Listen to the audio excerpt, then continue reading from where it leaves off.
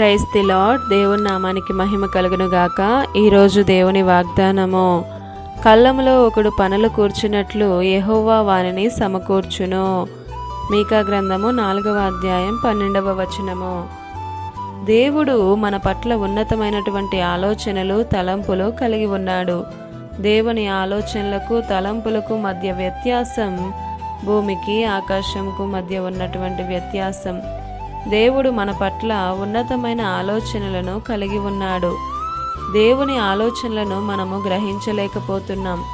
మన సొంత ఆలోచనలు నెరవేరడానికే ప్రయత్నం చేస్తున్నాం.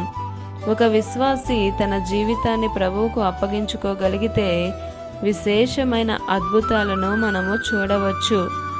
కళ్ళములో ఒకడు పనులు కూర్చున్నట్లు దేవుడు మనల్ని సమకూర్చాలని చూస్తున్నాడు. మన దేవుడు సమకూర్చువాడు. చెదరిన ఇశ్రాయేలీలను సమకూర్చాడు. నా జీవితం ఏదోలా, ఎందుకోసం జీవిస్తున్నానో తెలియదు అన్న స్థితిలో, నెమ్మది లేదన్న స్థితిలో నీ ఉండి ఈ వాగ్దానం వింటున్నావేమో. అయితే దేవుడు మీతోనే మాట్లాడుతున్నాడు. చెదరిన అనుభవాలతో ఉన్న నిన్ను నీ దేవుడు సమకూరుస్తాడు. కృంగిపోవద్దు, అధైర్యపడవద్దు. దేవునికి నీ జీవితం అప్పగించినప్పుడు దేవుని ప్రణాళికలో నిన్ను ఆయన సమకూరుస్తాడు. ఈ దిన వాగ్దానము మీ అందరి జీవితాల్లో నెరవేరాలని కోరుతూ దేవుని సువార్త పరిచర్యలో మీ సహోదరి ప్రసన్న. God bless you.